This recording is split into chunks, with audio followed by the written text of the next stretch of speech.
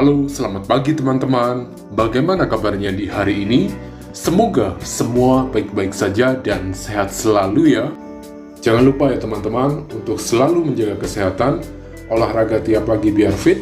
Jangan lupa untuk selalu pakai masker jika teman-teman ingin keluar rumah, dan pula siapkan selalu hand sanitizer. Jangan dulu untuk nongkrong atau berada di kerumunan, pilihan terbaik adalah di rumah saja. Dan bagi teman-teman yang sekarang sedang bekerja, selalu menjaga protokol kesehatan ya teman-teman. Oke, untuk hari ini saatnya saya untuk bercerita lagi.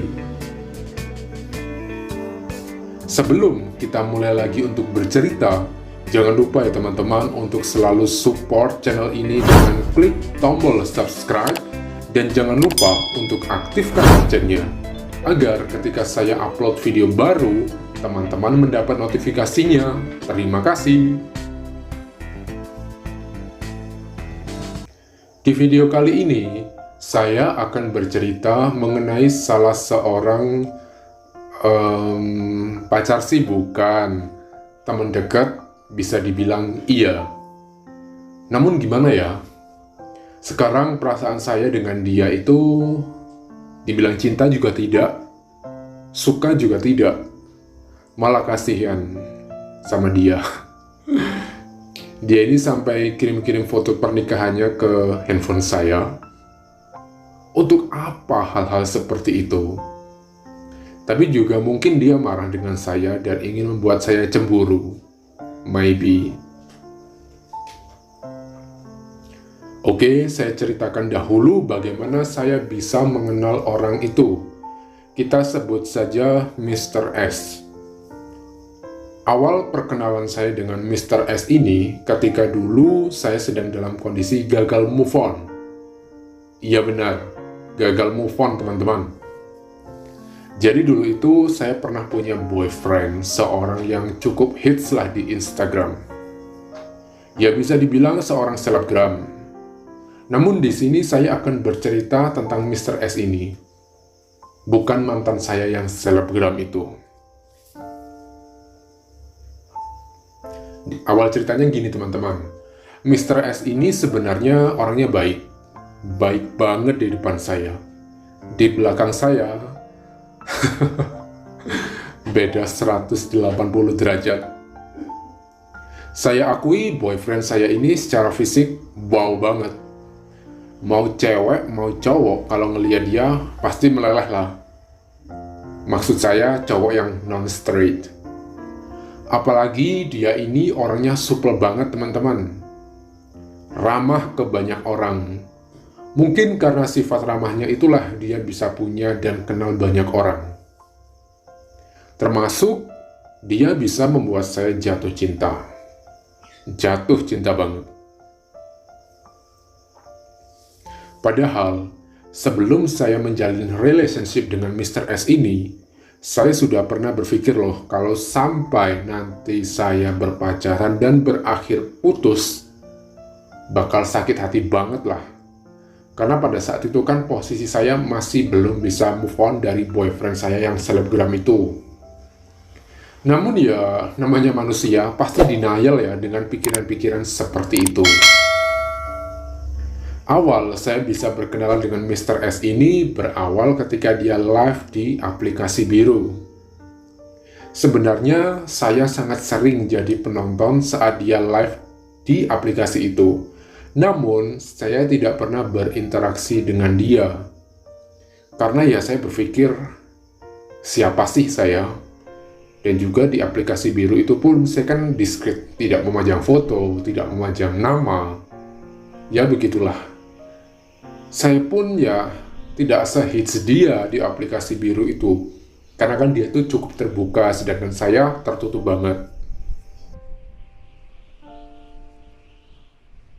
Namun suatu waktu ketika saya sedang melihat live di aplikasi itu, tidak sengaja saya say hi dengan icon tangan.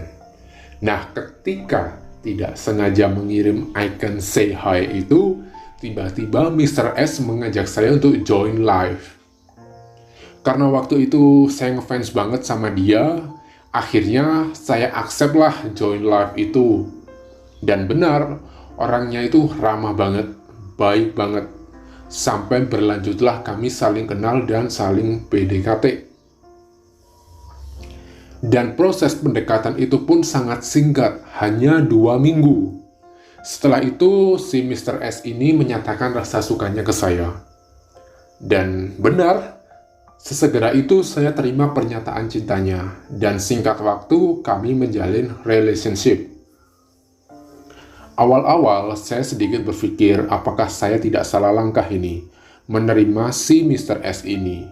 Tahu sendiri kan, posisi saya yang pada saat itu lagi galau parah. Dan pastinya masih banyak orang lah yang menurut saya lebih cakep dari saya bertebaran di aplikasi-aplikasi biru itu. Namun entah kenapa dia bisa jatuh cinta atau jatuh hati ke saya. Ya mungkin ini keberuntungan saya hanya berpikir sependek itu. Nah, setelah hubungan perkenalan, pendekatan, dan sebagainya, akhirnya kami menjalin relationship kan.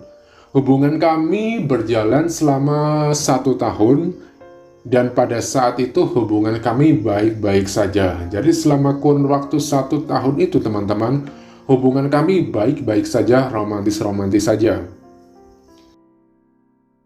Setelah waktu 1 tahun itu, mulailah ada percikan-percikan pertengkaran. Namun sebenarnya percikan-percikan pertengkaran ini bukan disebabkan oleh kita berdua, melainkan ada orang luar yang ikut campur di dalam hubungan kami.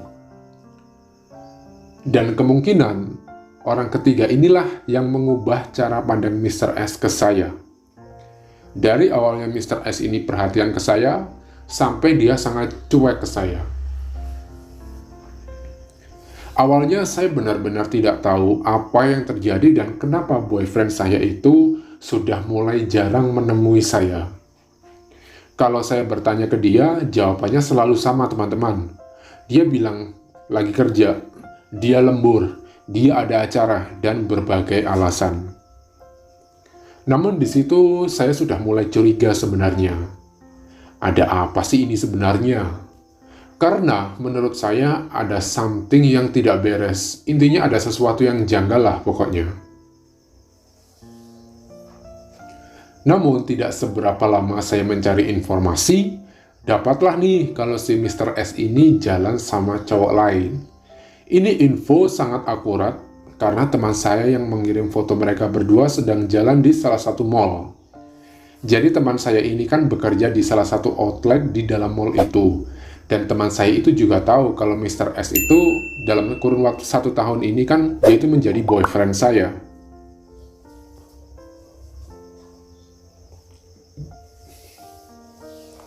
Awalnya, teman saya ini tidak berpikir macam-macam dengan Mr. S ini, karena kan dia memang dari dulu sering melihat Mr. S ini sedang jalan sama cowok di mall itu. Namun, hari demi hari teman saya mulai curiga, karena dia selalu jalan dengan cowok yang berbeda-beda, dan tidak pernah jalan dengan banyak orang. Jadi intinya, dia itu hanya jalan dengan 1 orang cowok, dan itu berganti-ganti. Mungkin kalau Mr. S ini jalan dengan beberapa temannya, tentunya teman saya tidak akan curiga ya. Namun karena teman saya ini beberapa kali melihat Mr. S jalan dengan beberapa cowok, dan itu berganti-ganti orang, akhirnya setelah saya mendapat informasi dari teman saya itu, akhirnya teman saya mengirim beberapa foto ke saya. Dan benar, orang yang diajak ke sana itu beda-beda. Tapi awalnya itu saya masih berpikir wajar. Karena ya apa sih salahnya apa sih salahnya seseorang lagi jalan di mall dengan temannya? Namun yang membuat saya kaget adalah saya tidak sengaja menemukan akun Instagram salah satu cowok yang pernah diajak jalan dengan Mr. S. Dan di akun itu dia upload foto-foto dengan Mr. S dan captionnya itu romantis-romantis gitu loh teman-teman. Akhirnya dari situlah saya mulai curiga dengan keanehan Mr. S yang sering membatalkan acara jika bersama saya. Singkat cerita, akhirnya saya tahulah kalau Mr. S ini memang punya pacar banyak. Ya entah ya, mereka itu pacaran, TTM-an, atau ya saya tidak tahu hubungan mereka seperti apa. Tapi sudah terlihat kalau beberapa cowok itu punya hubungan dekat dengan Mr. S. But menurut saya ya it's okay aja lah, saya masih bisa menolerir semua perbuatannya. Karena saya sendiri masih belum pernah melihat dia jalan dengan seseorang. Maksudnya saya masih belum pernah melihat dengan mata kepala saya sendiri. Jadi selama itu kan saya hanya mendapat foto-foto dari teman saya. Sampai suatu hari, seingat saya itu di hari Jumat malam, sekitar pukul 8 malam. Karena waktu itu kan saya sedang membutuhkan baju baru. Buru-burulah saya ke sebuah outlet untuk membeli baju. Dan akhirnya, sesuatu yang sudah lama saya inginkan terjadilah di situ. Saya melihat Mr. S dengan seorang cowok yang ya bisa dilihat kalau mereka itu romantis banget lah. Saling memilih baju dan sudah sangat kelihatan kalau mereka ada hubungan. Di situ saya melihat mereka dari jauh. Saya perhatikan terus sampai si Mr. S ini melihat saya. Dan setelah itu langsung saja saya ke kasir dan membayar baju yang sudah saya pilih. Dan juga karena saya sudah benar-benar melihat dengan mata kepala saya sendiri, so pasti saya sangat yakin kalau beberapa waktu ini dia tidak menemui saya karena ya memang dia sudah punya orang lain di belakang saya. Ketika saya turun di eskalator, Mr. S ini mengejar saya. Dan saya juga segera berlarilah. Saya tidak ingin melihat wajahnya dia. Dan juga saya tidak ingin dia melihat wajah sedih saya.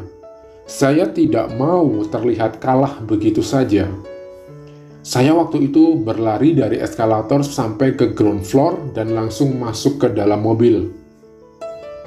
Setelah saya di dalam mobil, si Mr. S ini berusaha untuk membuka pintu mobil saya. Namun saya tidak memperdulikan dia dan segera saya lock pintu mobil saya. Di situ segera saya jalankan mobil untuk segera keluar dari mall itu, teman-teman. Di perjalanan pulang, benar-benar saya ini hancur banget. Hati ini rasanya benar-benar terkoyak lah melihat boyfriend kita atau boyfriend saya itu sedang jalan dengan orang lain. Di perjalanan pulang itu pun Mr. S berusaha menghubungi saya by phone. Namun saya benar-benar tidak ada keinginan untuk merespon dia. Saya saat itu sangat-sangat tidak mau mendengar suara dari Mr. S. Dan lalu setelah itu cerita ini saya lanjutkan ke part kedua ya teman-teman. Oke, sampai di sini dulu saja cerita kali ini. Selamat beraktivitas, semoga semua dilancarkan aktivitasnya. Dan jangan lupa untuk selalu menjaga kesehatan and always stay at home. Dan seperti biasa, don't forget to be strong, be positive person, keep healthy every day. See you on the next video. Bye-bye!